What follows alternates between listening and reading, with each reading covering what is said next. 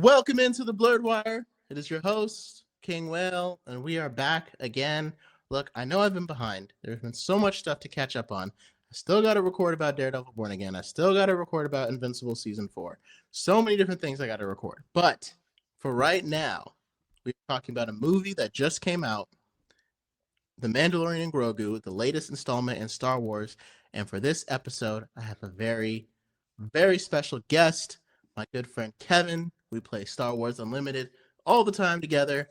And I was just shooting the breeze with my other, fellow Star Wars Unlimited nerds. And we were like, yo, let's talk about The Mandalorian and Grogu. And I was like, yo, hop on the podcast. And he was like, sure. So, Yep. Kevin, Yep. why don't you say what's up and introduce everybody? So not only am I going to say what's up, I'm going to show you just how knowledgeable I am with Star Wars. Oh, This okay. will be a little bit of a tangent, but I've read multiple books, a lot of the expanded universe. I watched all the Clone Wars, watched all of Rebels. So I'm a Mm-hmm. pretty thorough Star Wars nerd. I'm not the most hardcore in terms of like attitude.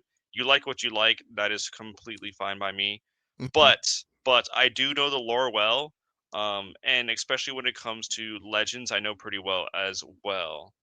And we're gonna get started with Mandalorian, so hopefully that gives Mm-hmm. me a bit of background for you guys. But if anything else, always feel free. If I ever do return, I can answer any questions you like. Yeah, see, he dropped the credentials. So you guys know this is not just The like, some pedigree, movie fan. Yeah, he gave you the background. the You can trust he knows what he's talking the about. spread. I have the spreadsheets, man. I have He the has the spreadsheets. spreadsheets. He has those are receipts. Those are the receipts. So that way you know. Yeah. Um so yeah, go ahead and drop us. What is your overall thoughts about the Mandalorian and Grogu? We'll try to keep it spoiler free for Mhm. as long as possible. But Mhm. I will let you guys know as soon as we get into spoilers, and it's probably gonna happen pretty soon. So for right now, without getting too heavy into spoilers, what were your initial thoughts when you saw The Mandalorian and Grogu? So basically, what I'm going to say is something really simple. I think it was very fun, kind of on the safe side. I love Mm-hmm. the action bits.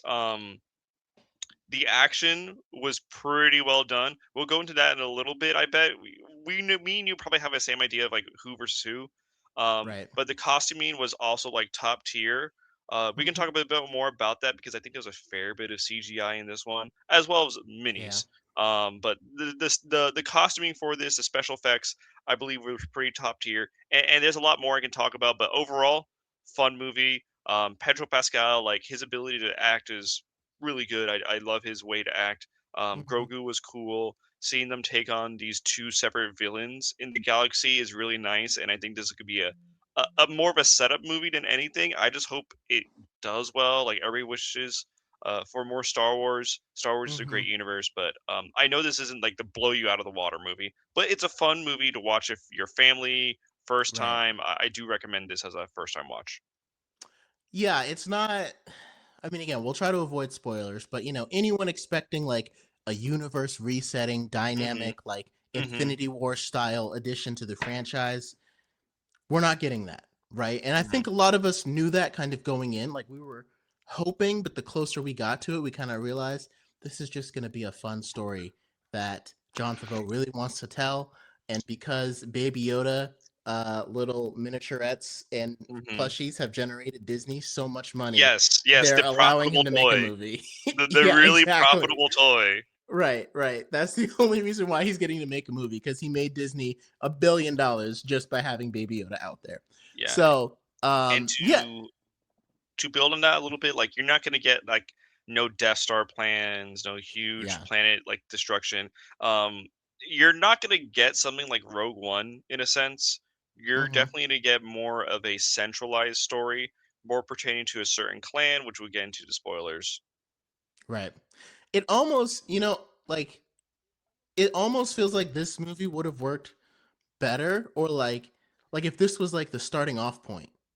You know what I mean? Like if this was kind of like, obviously you kind of had to already know the Mandalorian Grogu for them to be put together, and so I don't know exactly how I would have done it, but it kind of felt like it was the start of something rather than the conclusion of something.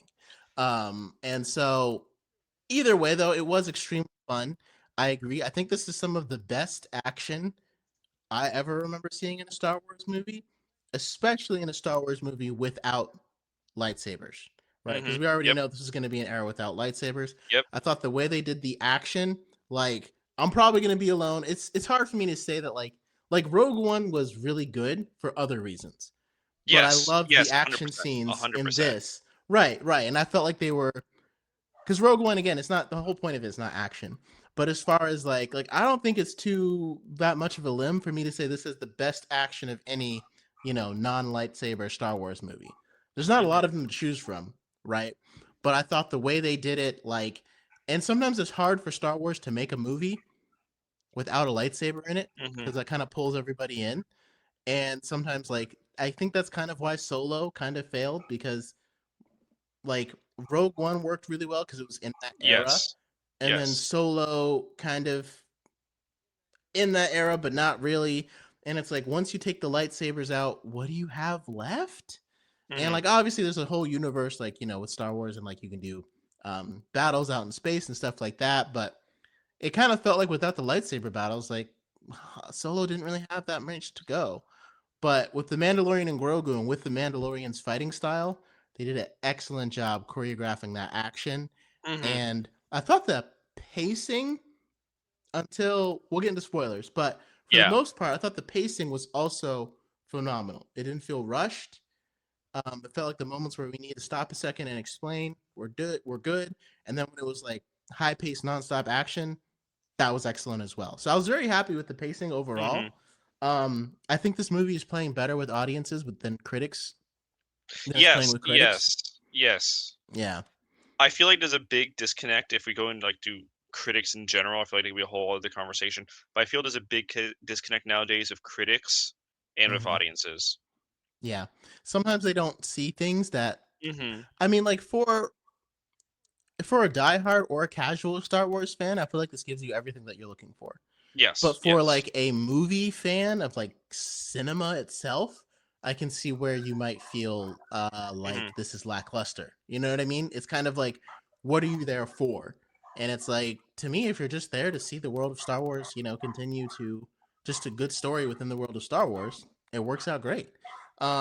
It does make me a little sad that there's this movie called Obsession, I guess, that's out. That's like a R-rated horror movie that was made on like a $750 budget, and it's already outgrossing the Mandalorian and Grogu. I think it hit like 130 million, and this one is at like 110. Which is Um, sad. Which is sad to hear. it is very sad to hear. Shout outs to Obsession though, because I hear Obsession Hmm. was made very cheaply. So Yeah, shout outs to that movie. I heard it was like made on the cheap with brand new actors, and it's good to see like sometimes like cinema can be unique. It's not like just rehash of movie skin of 20 years ago, you know.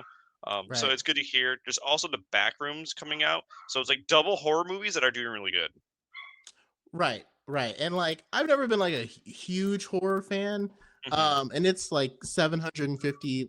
It's made on like a $750,000 budget, I think. Um, but I just hope that it's like I'm happy for it. I just don't want the comparison between the two to make To Disney be be even like, bigger, yeah. right, like, oh well, why would we do any more Star Wars movie if we can't Which will be a outgross? bad timeline. Bad Right, timeline. that's the darkest timeline right there. It's something nobody We kind of wants because entered. I like, think Star Wars had entered a dark timeline though. really? Yeah, Oh, yeah. I feel like that'd be a conversation for a totally different podcast. But uh-huh. going back to your solo thing, and um, I can definitely talk about that issue. Is that after Last Jedi? I think that's why Solo kind of went like pretty poorly performed. It can be a little hard because sometimes it's like, the Empire has fallen in The Last Jedi, but also like they haven't really, because I guess there's just sex everywhere where like Imperial warlords are The just First Order, there. man. The First Right. And Order. then the First Order comes out of that. And so But I it think can that could feel be kind of a directionless. totally different podcast of like talking about the sequel trilogy. I feel like that Okay. could be We could do that. a meaty podcast. Well, we're going to get more news about that Yeah. soon now that this one has come out. Yeah. Um, and we could probably do a whole nother one about the Darth Maul Shadow Lord, but that's a whole Yo, nother topic. Darth Maul was so good. I think Darth Maul is gonna be underrated unless like something magical happens where people just come out of the woodwork start watching it recently. Unless our Yeah. podcast does really well, I think it's gonna go underrated. We'll see. We'll see. So maybe we'll come back and talk about that. But now we can officially get into the spoiler section of The Hmm. Mandalorian and Grogu. Because I don't think there's much we can say without revealing like what actually happened in it. So Yeah, yeah, if you're at this point in the podcast and you haven't seen it and you're interested, please go see it because I think it is enjoyable. It's very family friendly. You can watch it with pretty much anybody. And if you like, I would rather you buy the ticket, stop listening right now, go buy the tickets, go watch it, and then finish later because you're going to enjoy it more if it's not spoiled for you. You're going to yeah. enjoy it way more You can if it always put us on happens. pause. We're gonna Yeah. be here. Yeah, You can just put put us us on on pause. pause. Go watch it. The theaters ain't gonna last forever. I'm not sure how long that movie's gonna be in theaters. Yeah. Go watch it. Come back to us. We'll be here. We'll be waiting for you.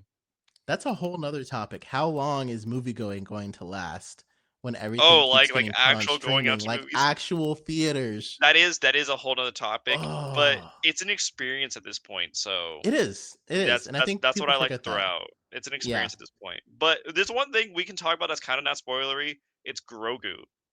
Hmm. Like, part of me thinks that they made this movie particularly for Grogu. One, Grogu sells merch. If you ever look at like the other Star Wars project, they really didn't sell merch. Like, this is in comparison to another Star Wars movie, but again, Last Jedi, we have Rise of Skywalker. Your Rose Tico number 7 is not going to sell merch. Your sadly Praetorian Guard, which I think are pretty cool design, didn't sell merch.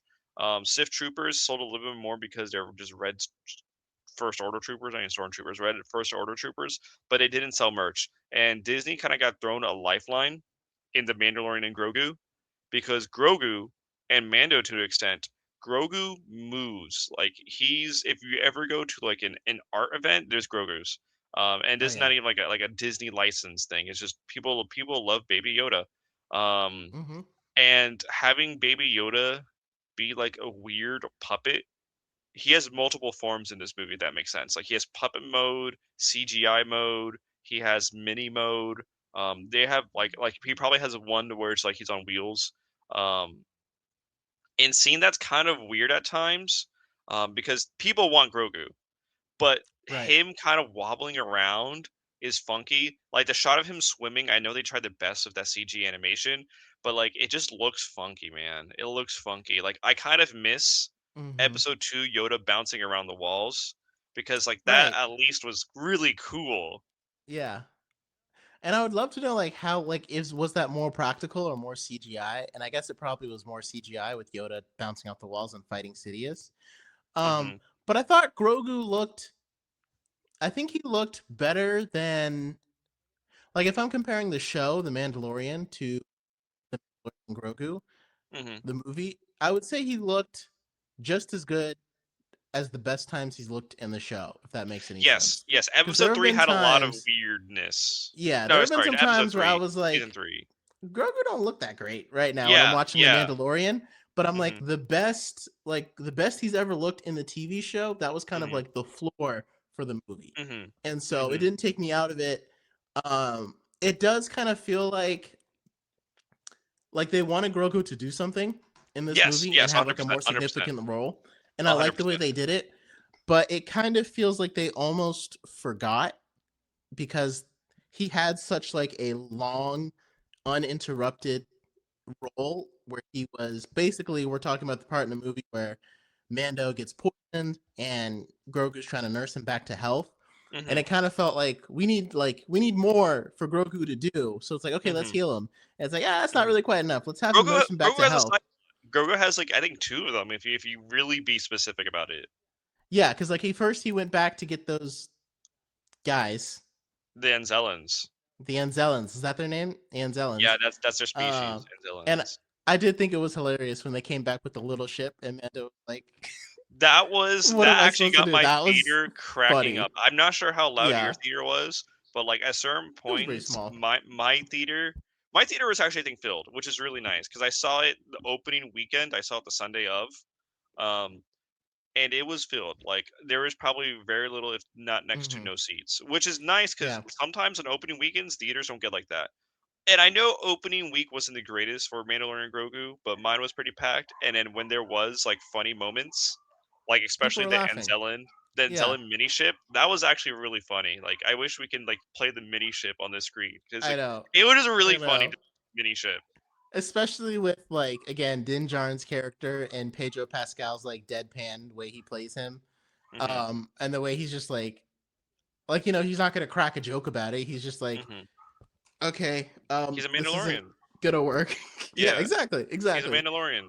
So, yeah, it kind of like I think I would have been fine if Grogu had just been able to heal him, and that he Hmm. could heal the poison too, and then Hmm. they kind of like kept going. But I guess having the scene where he like built him a hut, I don't know. Like if anyone out there likes Pokemon, like there would always be like a Pokemon movie, like Pokemon the movie 2000, and before it you have like a little 20-minute Pikachu's Great Adventure, right? Where Hmm. like Pikachu gets away from Ash and goes on this adventure and does this stuff with a bunch of Pokemon, and then that ends, and then you go into the movie. This felt like Grogu's little adventure, just like Hmm. in the middle of the Mandalorian and Grogu, because like we are following the Mandalorian more than we're following Grogu, obviously, Yes. because he does more stuff. Yes.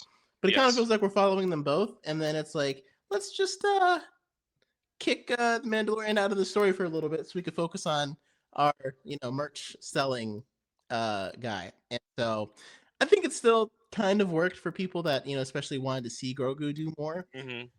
Like if it was me, I would have much rather like doubled the time, doubled the fight scene between the Mandalorian and the best appearance in this movie, in my opinion. Do you guys want to just cut If I straight had to to cut him? that, let's Do just you want cut to cut straight to straight to him him? because that's my Okay. favorite part of this entire movie, and that's why Embo. I will go see it Embo. again. Opinions Embo on the Embo. legend. Embo was great. Embo Embo is was a great. legend. Embo was So great. like I'm when really happy how they did him. like Really happy how they did him. when it comes to my like top 5 Star Wars characters of all time, he's in my top 5. Hmm. And when it comes to my top 5 like bounty hunters, it's literally Cad Bane and then Embo. Hmm. So to see him, and I was literally thinking, how sick would it be if Embo showed up as they were going over Navarro, and then you Hmm. just see his hat, and And they like did my that. And they wife, did that. yeah, and she was like, "Calm down," because I was like, "Oh, Embo's So in you it," popped and she was off. like, You popped off. "Relax." Oh, I was You popped going off. crazy, Okay, cool, cool, cool. crazy, Yeah, that was cool. and I was a little bit sad because like I like the way that he captured Djin Hmm. Djarin because like it made sense for like Embo's not going to get into a fight with him if he doesn't have to. He's going to set a trap and Yeah, electrocute him yeah, and it makes back him perfect in. sense. But I was a little bit afraid because I'm like, he's gonna fight Embo at some point, right? Like, Yeah. we're gonna get the like. I was kind of like nervous for the rest of the movie. Like, am I gonna Hmm. get my Din Djarin versus Embo fight? And then Hmm. they gave it to us. Admittedly, cut up between Rod of the Hut fight and the other Huts fighting, which was And a Grogu moment. interesting, and Grogu moment. But we did get it, and so I'm glad that we were able to pay it off then. And he's such a Hmm. perfect bounty hunter to juxtapose with Din Djarin. Mando. Like I think it's yeah with Mando. It made perfect sense. It was absolutely perfect. Hmm. And that's one of the things I only saw like one trailer or two, and I think that's partially why I was able to end up enjoying it so much more because I had no idea Emba was going to be in it, and so just the Really? surprise of seeing it, yeah. And like I was talking Okay. to some friends of mine that haven't seen it, but like they already know because they saw a trailer with him in it, Yeah, and like I he's in the knew trailer. the he is in the trailer. Okay, so I hadn't seen the Yeah. latest one. I'd only saw I saw like the very first one that they put out, and I did a reaction to it, and I was like, it just looks so dull. And like that first trailer does not do it justice The trailers at are all. rough. The trailers are rough.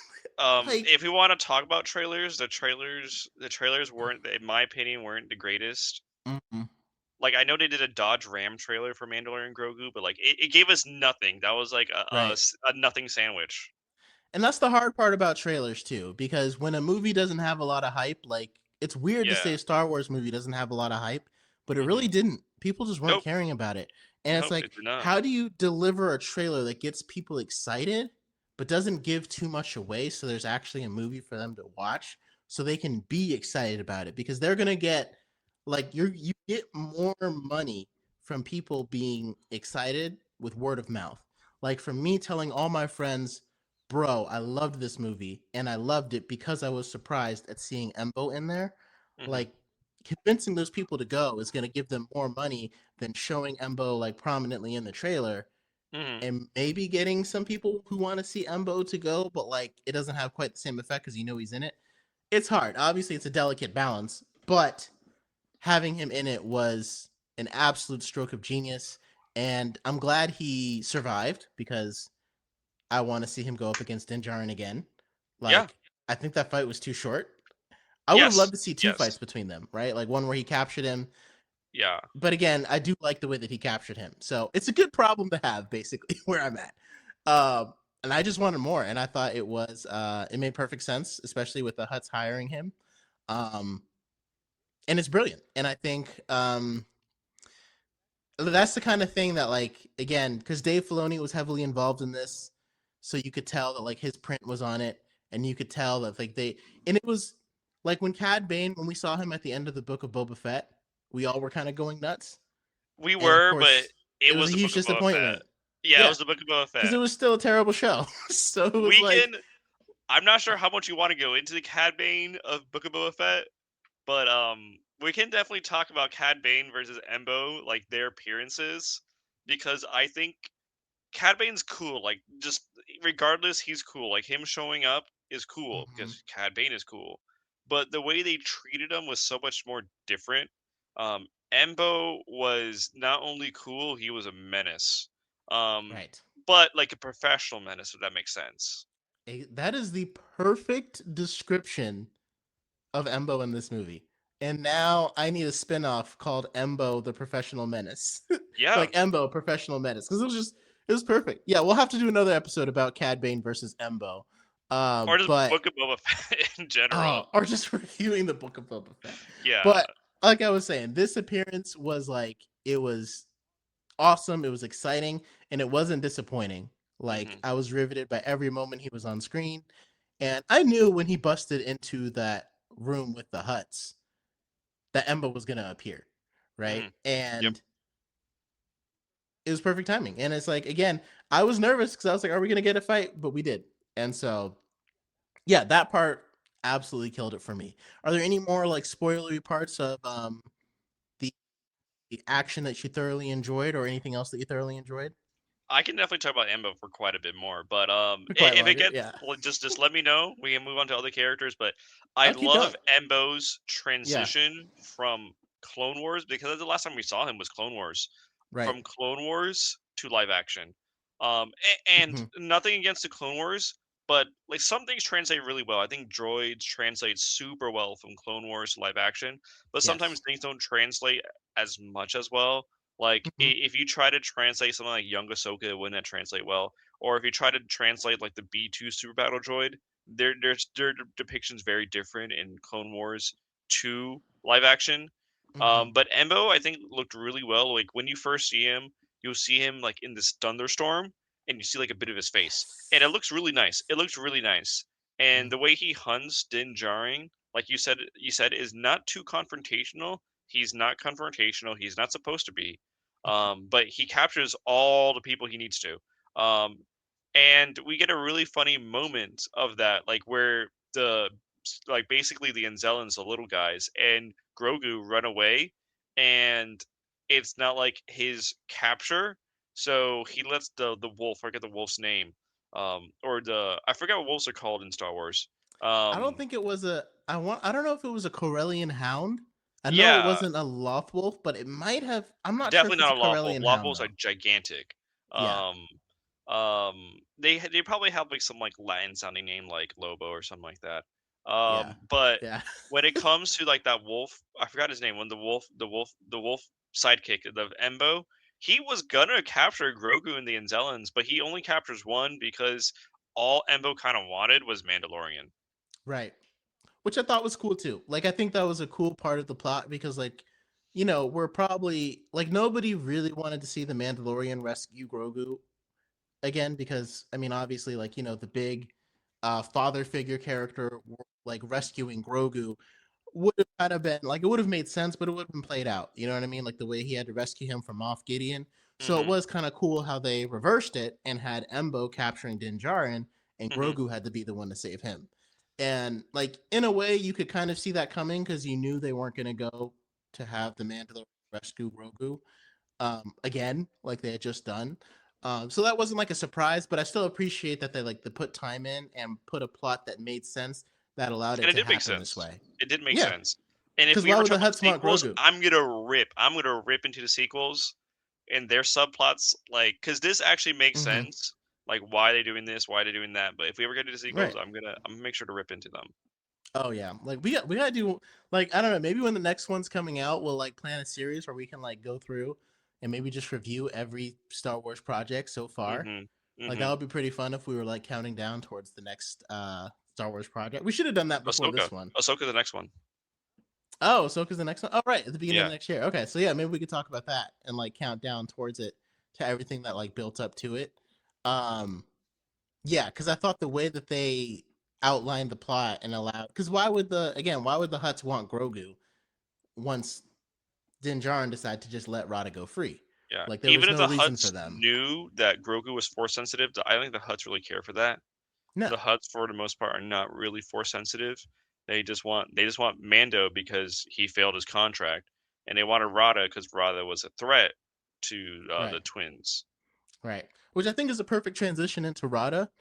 Uh, but again, I was talking to another one of my friends about it, and it was like I've never knew a Hutt could get that ripped, I guess.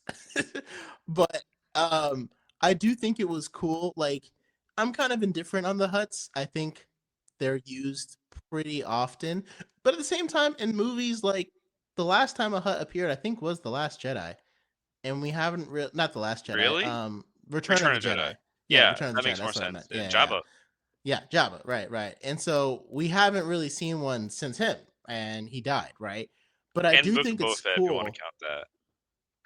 Right, because they were there in the beginning a little Yeah. bit. So having them prominently play in this movie, I think worked for the plot. And also, I think this was kind of almost like John Favreau's love letter to Dave Filoni. Hmm. Because if you remember the Star Wars The Clone Wars, the first movie Yep. that started that Yep. I entire do. series, I that do. started all of this. And what was the plot of that movie? Who were they trying to Rada the rescue? Hutt. Rada the Hutt. He was a little baby. And He was Jabba the Hutt. stinky, Right. He was very sticky. Now, again, that movie obviously was, not the you greatest. know, yeah, But it kicked it things off. It kicked things off, which is funny to say because imagine if right, Rada the Hutt kicks things off again.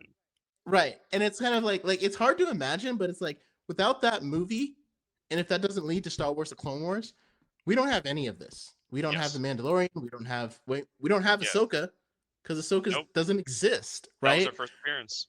Right. And like people were excited to see the Mandalorian because they heard Ahsoka was going to appear. You don't have Bo Katan, who plays such a huge role in the Mandalorian. You don't have any of the characters from Rebels. Like you don't have any of that. And You have one. so I You have one. you have one. Who's the only one that would be? Zeb. Zeb was in the movie. Oh, right, right, right. But Rebels is because we got the Clone Wars. Yeah. And so like it was kind of nice to almost like tie up Dave Filoni's storyline that he Mhm. kind of started. It was like started with Mhm. Baby Rod of the Hut, and now we're finishing with Rod of the Hut. So I thought Bulky, that bulky was Rada the Hutt. both, yeah, buff Hut, I guess. So I did think that was kind of cool. To allow Dave Filoni to kind of go full circle. Yeah. As for the Hutts themselves, I actually really like the Hutts being a villain. It makes Mm-hmm. sense. The Hutts are not the nicest people. They are quite powerful in What the gives Star you Wars that universe. idea? I don't know. I don't know. I don't know. I've read a lot of. I know a lot about Star Wars. Uh huh. They're completely fine with underhanded elements of society. Not saying the Hutts have much of society to emulate. Mm-hmm. But the Hutts are definitely more exploitative than a lot of other races in Star Wars, and they're probably one of the most powerful factions. The Hutts have Hutts like their own Hutt space, so it makes sense. That like they're going to be a recurring villain. If going back to the first Clone Wars, the only thing besides rescuing Rada the Hutt is that the Republic did not want to fight a war against both the Confederacy and an allied Hutt space. Mm-hmm. So the whole thing about that as well, besides the rescuing, was making sure the Hutts are stay neutral because Right. that would have just been a huge pain for the Republic. So like it's good to see them again because a lot of people can question on top of this later in the timeline, like where were the Hutts? Where were these other enterprises, such as other criminal enterprises, such as the Pikes? Hmm. But like most importantly, where were the Hutts? So I think this is really nice to present them in, because we get to see what they're up to. Like, we see Jabba die, we haven't heard of Rada in a while, and then we get to see what the Hutts are doing, and it's only a small slice. But I think this is going to be set up for more. Specifically, you don't see him in the movie, but specifically for Thrawn's return, because they might Right. play an important, like, having a Hutt prince sit within the New Republic might be a big bargaining chip. Maybe so. And that was kind of the like war that I almost went through in my mind when this Hmm. movie, because like what I was kind of expecting was like we get another season of Ahsoka. Well, I didn't Hmm. even know that like Ahsoka season 1 was going to end with a cliffhanger. But when I knew they were introducing Grand Admiral Thrawn, I was like, oh, when the Mandalorian and Grogu comes out, like that's the main villain, and that's gonna tie in like the Mandalorian. He's gonna have to team up with Ahsoka and a couple other people to try to stop Grand Admiral Thrawn. And I thought he was gonna be the climax. And Yeah. so now that this movie has come out, like it feels like that's what they wanted to do, but I don't think Ahsoka quite landed the way they were expecting, and we can go Hmm. into that in the future. But I think they ended up not wanting to push this movie back in order to kind of finish what they're doing with Ahsoka, so that way Grand Admiral Thrawn could be the main villain. Because again, Hmm. I would have loved to see the culmination of this, Mandoverse be Grand Admiral Thrawn as the main villain, because he's already established Hmm. probably one of the most respected Star Wars villains, um, and by Star Wars fans, right? Like I wouldn't Yeah. be surprised if people said he was top Um, 5, top Heir to the 10, Empire is maybe even top amazing. 5. Yeah, I would exactly, I would easily put him top 5. He's right up there easily, for right? me with Vader and Palpatine. Like, he's like another It's facet crazy. of evil that the Empire utilizes, and he's not force powered. He's not like super indestructible. Like, Hmm. he's kind of different, very different from Palpatine, who just like obliterates things, and Vader, who's like a slasher villain. He's like a Right. calculating chess player, and it's done really well, because like you can see other media where they try to do a calculating chess player, but like Hmm. if you ever the books, like, phenomenal portrayal, both canon and legends. Both books are amazing. And Ahsoka, going to him just really quickly. I wish they showed a bit more of Thrawn, because he kind of just talked a lot, but he's in the galaxy. And when it comes to Mandalorian and Grogu, I would not like it. Just would not make sense to have him be a one movie villain. He's definitely going to be more of a Thanos or Darth Vader or Palpatine style villain, where they take Hmm. multiple movies. Like, And I'd be okay with that. Yeah. I'm believing he's going to be set up as the big bad.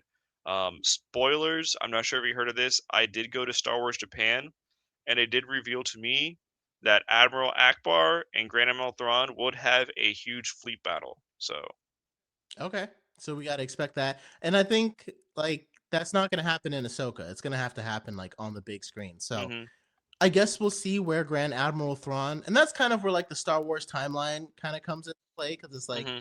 right now we're in the era of the New Republic, right? Yeah. And so like e- like we're in the era of the New Republic, but that New Republic gets destroyed by the time we get to the Force Awakens, which Oh my came gosh. out over ten years ago. I have no idea how they're gonna write it in. I have Right. no So idea how like they're gonna write it in. in order for Thrawn to be the big bad, Hmm. what movie is he going to be the big bad of? Like, is he gonna Mm. like? Did he just miss all of the Force Awakens, Last Jedi, and Rise of Skywalker, and he's gonna come like after that and be like the big bad for the next? Because they're So, making a trilogy with Rey and yeah, um supposedly, kind of going off of that. Yeah, they're yeah, supposed to becoming be with Daisy she Ridley. this could be a sequel stuff, but she's all the Jedi, she's all the Sith. Like, I don't know what they can do for her, but she's gonna be Right. it. But from episode 6 to episode 7, so Force Awakens to Return of the Jedi, I would say there's quite a bit of time. I think it's like 30 plus years in between them. And I'm not gonna lie to you, I'm not even 30, so a lot could happen. Like, it's a lot of time. Right. Like, But like, if you look at yeah. humanity, like 1914, and you give it 30 years, you're in 1944. So two world wars happen. So, Right. Like a lot can happen. But and it's also like because again, Ahsoka is kind of unique because she almost got to live through both eras because she was only 16 in the Clone Wars. But probably like, younger. by the time Probably we younger. would get to whatever the yeah, I guess maybe even younger. By the time we would even get to the Rise of the Return of the Jedi, Hmm. or not even Return of the Jedi, sorry. By the time we get to the Force Awakens and the Last Jedi, she's at least as old as Luke and Leia, if not older. So she's going to be an old woman if Thrawn is supposed to return. Now, again, there are like obviously like Yoda's species lives longer.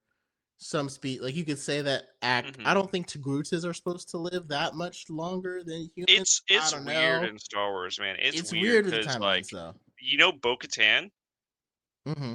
in Mandalorian season 3, she's supposed to be in her 60s. She does not look 60. No, she looks pretty good for being in her She looks 60s. I mean, very good for a lady in her yeah. 60s. Like, I so mean, because I I guess think it's at kind of weird. I think it's kind of weird. yeah, Like whatever, whoever is like your medical backer in Star Wars, it just depends. I feel because I mean, again, whatever Mandalorians. medical insurance you got. Yeah, I guess they're covered really well because Yeah, it depends your Mandalorians coverage. do like they do get initiated at a young age, so it wouldn't Yes. be surprised if she was like Bo-Katan was 15 when she got put into Death Watch, but I feel like she was probably at least 20 at the end of the Clone Wars. But the Yeah. end of the Clone Wars is right at 19 BBY. So the Battle of Yavin happens It's 20 at years away. yeah. Yeah. So like Not even 20, honestly. it wouldn't be unreasonable if she was like 45 in the No, Mandalorian. I think she's like 60. But if she's supposed to be like 60, yeah. Like I So that think she's means like she about was like 60. so that means she was like 40 in Clone Wars, or was she like 30, 35? Like 30s. Wait, Yeah. I need to do, because Mandalorian takes place 8 years after Return of the Jedi.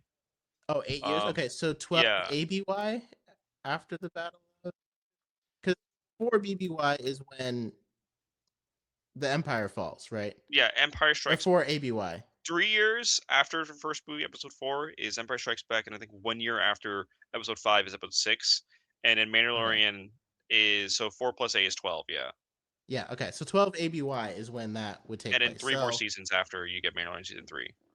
right. So she's at least I want to say because 60. I could be 52. wrong. Yeah, I like it want to say like 50, 60s then. But I thought yeah, she was cuz like it way older than she looks, which she still is. cuz I mean if she was at least 20 in the Clone Wars, you add Yeah. 32 years to get from 19 BBY to 12 ABY, Hmm. and now she's 52. So, yeah, I Potentially, yeah. mean maybe just turned 60. That I mean cuz then she would be like what 28 in the Clone Wars. Hmm. So, it's reasonable. As you can see, the timeline is a little wonky. So we don't really know like I don't know what movie we're supposed to see Grand Admiral Thrawn in. Apparently we're supposed to see it, but again, I don't know. Maybe he'll just be the big bad of like the first Star Wars movie, and maybe they'll say something about Ahsoka being in this galaxy like slowed her aging. I don't know. That feels like the only thing like you could really do. Hmm. Um, but kind of circle back to I guess the Mandalorian and Grogu. I do like because I thoroughly enjoyed this story so much. I'm not that upset that it wasn't like a big event or earth shattering thing. Especially if like I do kind of think that Rod of the Hut has to play a role going forward in order for it Hmm. to like kind of make sense as to why it even came out in the first place. Hmm. But I do think it was just an enjoyable experience and it was a great ride. Now Hmm. like I said, I do like interconnecting stories and I like when pieces Yes. fit together. I love the Yes. MCU. So I don't necessarily Yes. just want to turn Star Wars into one-off movies. Like, oh, here's one adventure. Now we're going to have Starfighter over here that has Hmm. nothing related to this, and now we're going to go somewhere way back over here. Like I like the franchise, the sequence, the sequel model. So hopefully, Hmm. like I want this to be built on. I don't want this to just be left as like a happy ending storyline Yeah. neatly And wrapped I up. I think Star Wars has a pedigree of doing that. Um, like the whole Mandalorian series builds upon each other. Heck, it even built Book of Boba Fett if you want to get into that. But like, I think this is definitely a starting ground for a next arc in storytelling. Um, yeah, I'll just leave it at that. It's like definitely a starting ground for next arc of storytelling. One Mm-hmm. thing I mentioned before is that Rada the Hutt is in the New Rebellion, and he's literally the bloodborne heir of Jabba.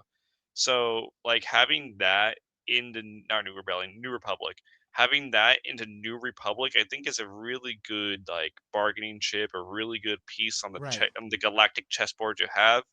Because like, let's say Thrawn comes back, he's not gonna go all guns blazing at the start. It's gonna be a slow burn. Well, not a super slow burn, but it's gonna be a calculated burn to see who controls the galaxy.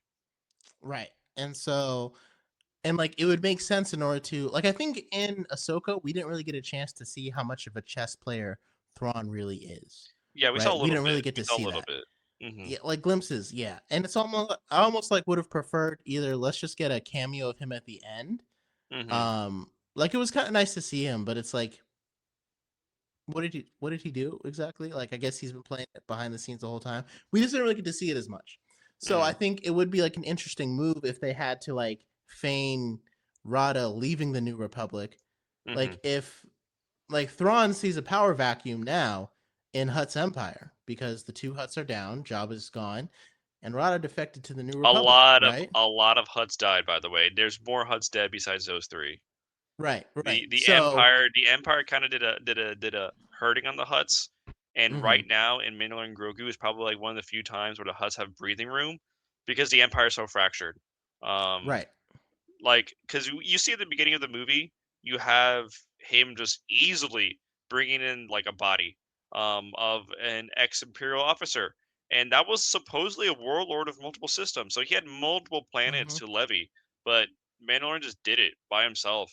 And then the next Imperial officer he's supposed to bag, which he does alive, he doesn't even play as an Imperial, he plays as a crime lord. And that's why I kind of like that part too because I liked how cuz again, the stormtroopers he still fought a lot during the Mandalorian, but I like how that's how the movie opened and I'm glad that they Hmm. kind of shifted to like the criminal underworld and going to the Hutts as being the villain cuz I didn't Hmm. really want to see another movie where like he's fighting a bunch of stormtroopers, which I guess probably would have been it if Thrawn was the main villain. I like how it kind of like started and then it kind of like evolved into more of like this underground scene that Mando had to Hmm. really go into. Because again, Yes, that's where we see yes. characters like Embo start to come out. So, Hmm. one thing I will ask you to see as we get closer to wrapping up that I was a little confused in, like I know Sigourney Weaver was a big name that they brought in. Hmm. The thing I don't understand is why didn't they just use Hera? So Like I why think create Hera an has her own thing going on. but like when we So last saw her, she just welcomed back Ezra Bridger. yeah, And like she's still a high-ranking member of the New Republic. super high ranking. I just don't understand why make a new like I guess they wanted Sigourney Weaver as like star power to try to help bring anyone Hmm. in. But I'm also like again, I feel like name power and like Star Wars is bigger than Sigourney Weaver. So Yes, there are more Star Wars fans than Sigourney Weaver fans. I'd yes, argue there are more Star Wars Rebels fans than there are Sigourney Weaver fans. maybe, I guess that might be a stretch. Okay, that's kind of hard. maybe, But maybe. if you think about it, I don't know, because like Alien came out after Star Wars, right? And a lot of those people that grew up on Star Wars, the um, Did Alien why actually come out after Star Wars? I thought Alien was like 80, 1980. right, but Maybe at the the first Star first. Wars movie came out in Yeah, '79. 77. Yeah, Yeah, so that 79. Empire Strikes Back, Return of the Jedi era, a lot of those Yeah, people grew up and they loved Rebels, especially because they yes. loved Andor. So Andor's another talking point, but Andor's amazing. yeah, we'll get there. Yeah, yeah, we'll get there eventually. So I guess I don't know. Like to me, it seems like I guess they would, and also like Mary Elizabeth Winstead, who did a phenomenal job as Hera throughout the Ahsoka series. I thought, she would have been cheaper than Sigourney Weaver. I mean, I guess I again, you can had to have understand like a that. star power name, but like, especially with Zeb having such a prominent role, Hmm. and I don't think it's like they probably didn't want Ezra Bridger in this movie. Totally No, fine. no. But I think you could have just said he's meditating on Lothal over the I loss of think Kanan. Hera is. You just got to think of it like this. It's the New Republic. I think Hera has bigger fish to fry. Because, like, I'm not sure if you remember, but in Mandalorian season 2 and 3, Sigourney Weaver is a like. I'm not sure if she's a general in Mandalorian, not Mandalorian season 2. In Is Mandalorian she and in? Grogu, yeah, Is she? she's like a flight like captain. So So she appears base in the Mandalorian season 2 and season 3, like on Disney Plus. I believe so because this is not the first time we see this New Republic base. Oh, okay. He's landed before on this New Republic base, and the commanding officer of it is Sigourney Weaver's character. We also see a couple of returning guest characters in Mandalorian and Grogu. I'm not sure when you saw Mando walk in with his first bounty and everybody's Mm-hmm. staring at him, but there's two people who make an appearance. One of them being Dave Filoni. In Oh, fact, I didn't realize that. I think it's called Gold Squadron. Okay. That Sigourney leads. So in that squadron is Dave Filoni, just Dave Filoni as a pilot, Sigourney Weaver, and another like a film guy. He's the bearded bald guy, the Yeah, goatee wearing like it's a gray goatee and he's kind of bald. Oh yeah, he's from Kim's Convenience. Yeah. The actor that So plays him. Yeah. yeah. And I So those remember are him all from The reoccurring Mandalorian. characters. Yeah, because Yeah, I he remember like him. sniped a spider. Yeah. Yeah, and he's hilarious because again, Kim's Convenience is where Simu Liu started, Yeah. and he became Shang-Chi.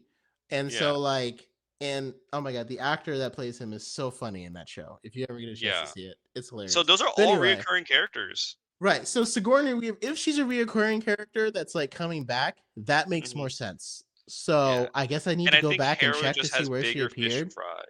Yeah, because to me it's like, why make a like? I was like, why make a new character and have Mhm. Sigourney Weaver play her Mhm. when we all would rather just see Hera? And like, I'm sure it Yeah. would have.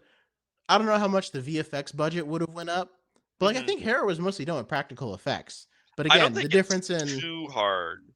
and the salaries between Sigourney Weaver Yeah. and Mary Elizabeth Winstead, I feel like would even out in the Mhm. VFX like eventually. And obviously we know why, and it gives a good reason for like why Ahsoka and Sabine aren't there, because again we wouldn't want them to take the spotlight from the Mandalorian and Grogu. They're in another I, galaxy too. right, so they're kind of stuck, right? So like, Yeah. I think again, if Sigourney Weaver isn't a new character, it makes more sense because I do think Hera would have made more sense to be that character, especially giving Zeb such a prominent role, which Yeah. again I Yes. loved because Zeb was not just a cameo; he actually He helped did the stuff, team. He helped the right? team. And he did it in a like I felt like the parts of the movie like he couldn't be in every scene of the movie because it's not the Mhm. Mandalorian and Zeb, but the parts I that he kind of was would have in liked him though. I made kind of would have sense. liked him. Yeah, it made sense. It made Yeah. sense. And I don't like I think they could have used a few more practical effects with him. There were some Mhm. parts that I think he looked fine. It's just when he talked, sometimes you could tell that he was done with CGI a little bit. Um but I still appreciated them committing to him being in the film.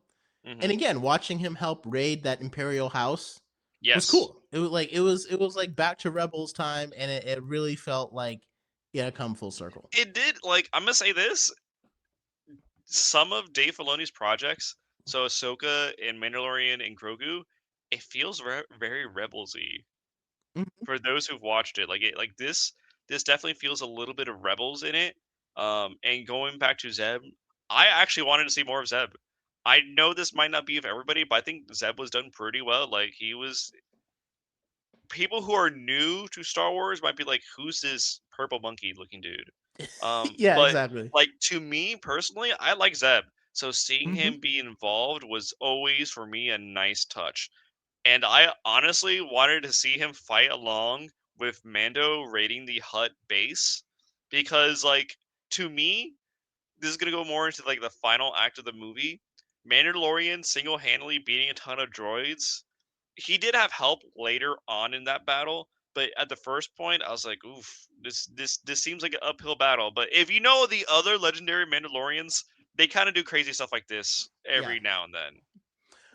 And I think the thing, like, I guess as we get closer to wrapping up, like, the thing that impressed me the most about this movie is how they kept finding ways to one up the action Yes, yes, and make you pulled in, and like each action scene was still unique enough to make you care.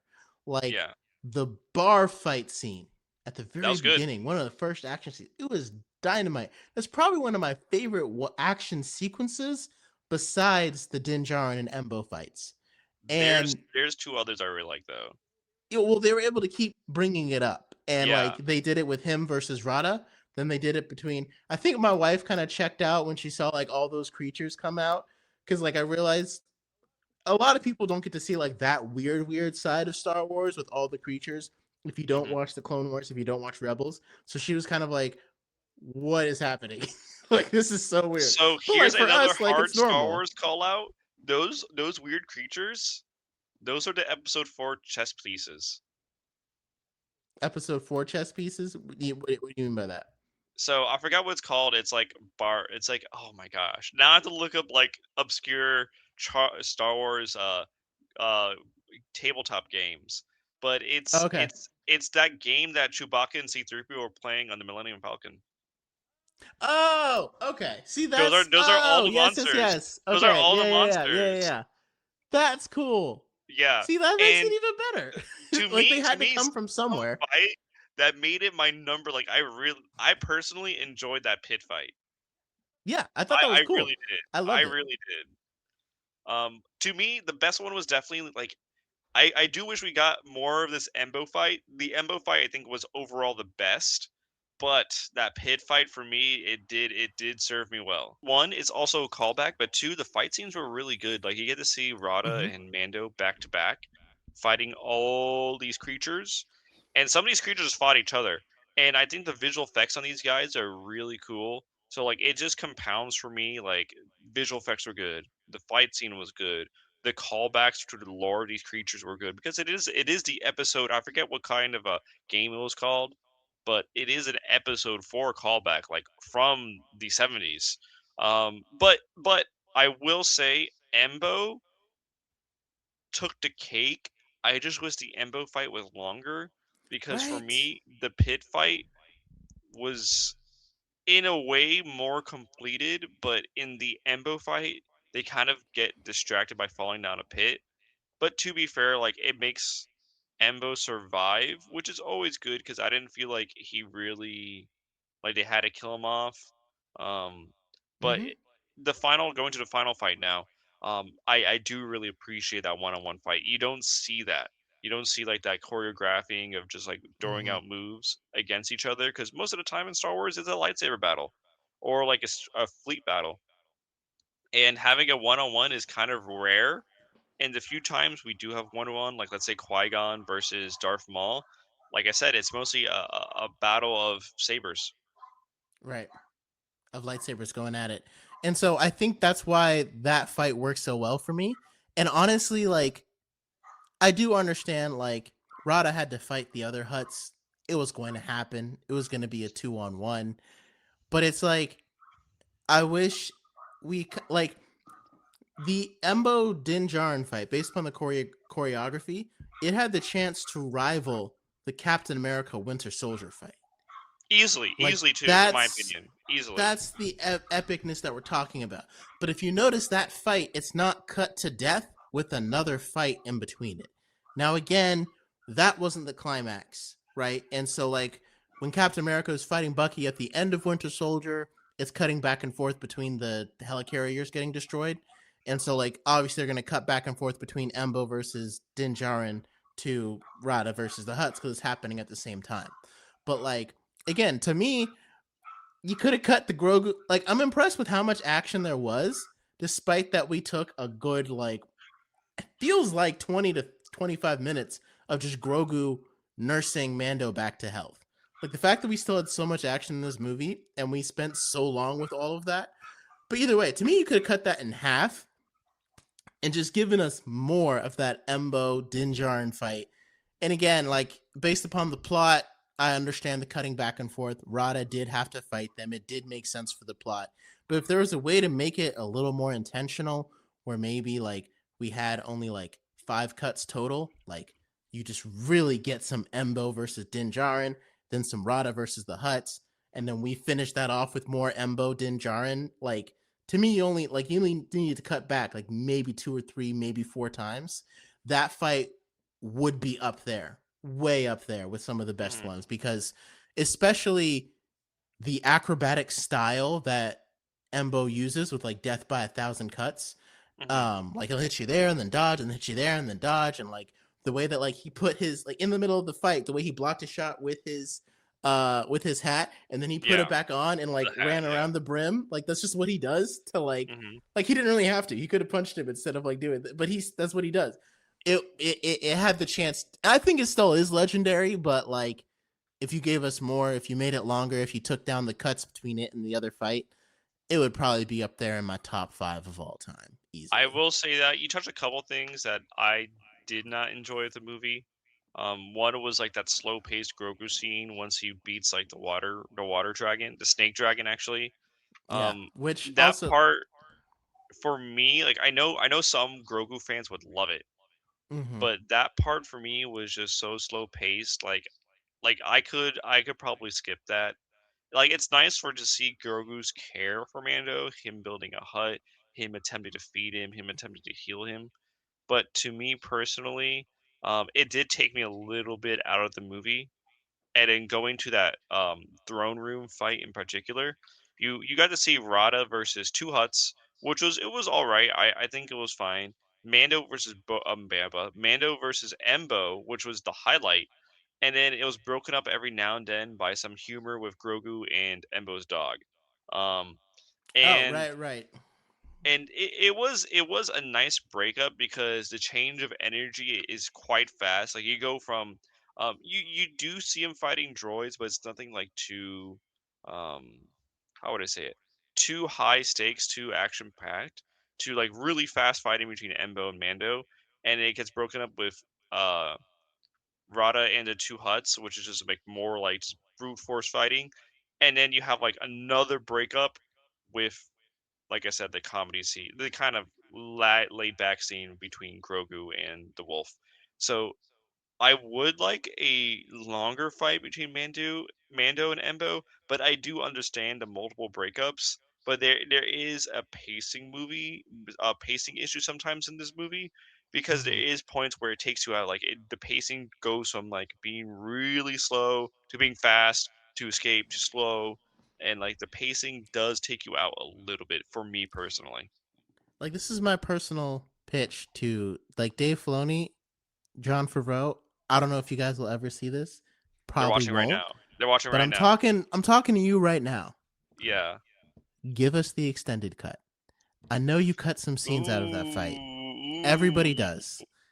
Give us the uncut extended Djin Djarin versus Embo fight scene, Mhm. and I will never delete my Disney Plus subscription They got it for ever. life. They got it for life. Like you got me for life. I will happily pay. You can raise it up to $25 a month. I will continue to pay it if you let me. If the only way to watch it is on Disney Plus, you will have the rest of my money for the rest of my life, and you will make Disney however much money. Mhm. Give us the extended cut in some kind of deleted scene or extra thing or special thing Mhm. when it comes out on Disney Plus. That's all I need. You did a fantastic job. Just give me that.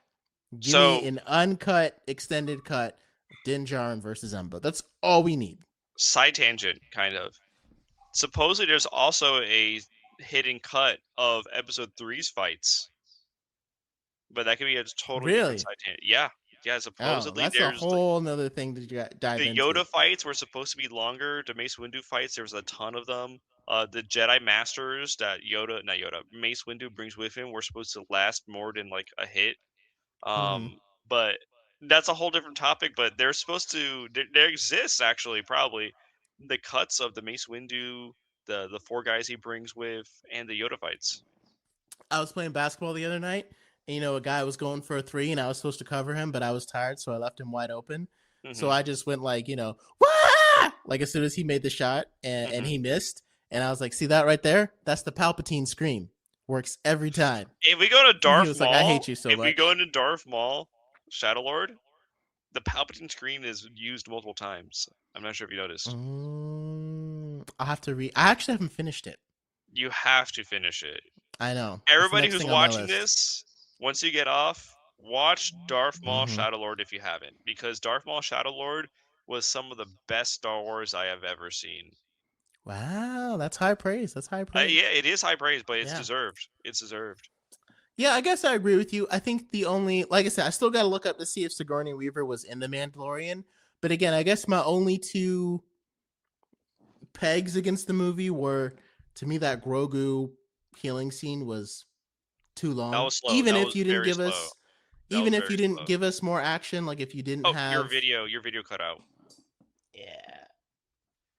But I do agree with the Grogu like hut healing scene. It was just the pacing was off.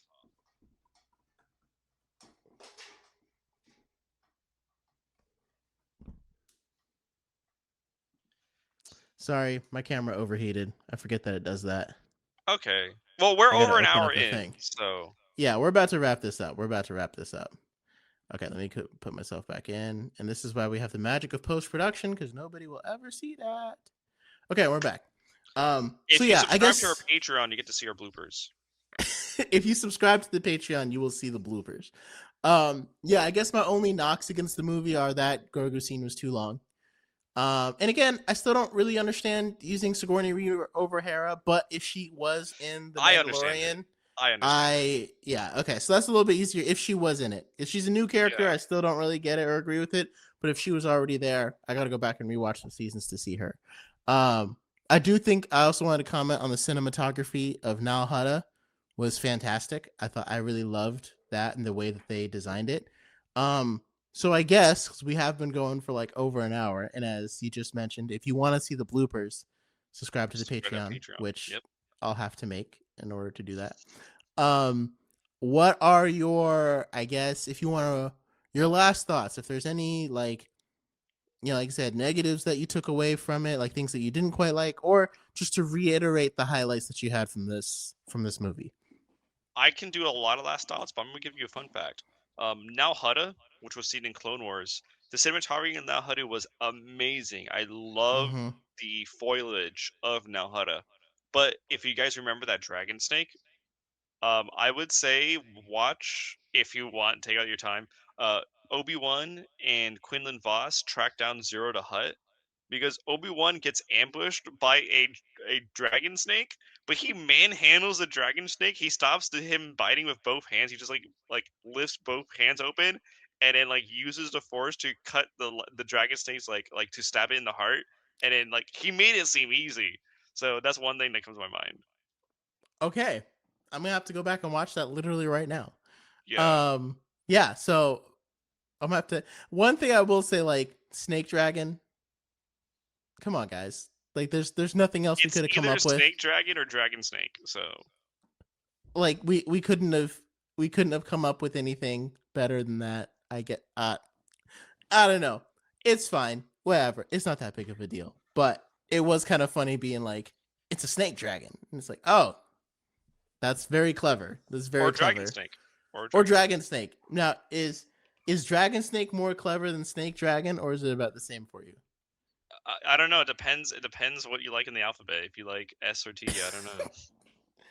I guess it all depends. Well, of course, let us know your thoughts about The Mandalorian and Grogu. Let us know highlights, things that you liked about it, things that you maybe didn't like about it. Did you think it was weird? Because my wife thought it was weird, which I thought was super funny. Because like I left the theater and I was like hyped and like buzzing, and I was like, "What do you think, babe?" And like again, we play Star Wars Limited all day, and she was like, "That was the weirdest thing I've ever seen." And I'm also like it took a minute for it to sink in, and I'm like, she hasn't really seen the weirder side of Star Wars yet. Show her the original Jabba throne room scene with the singing guy. Yes, maybe I have to ease her into it somehow.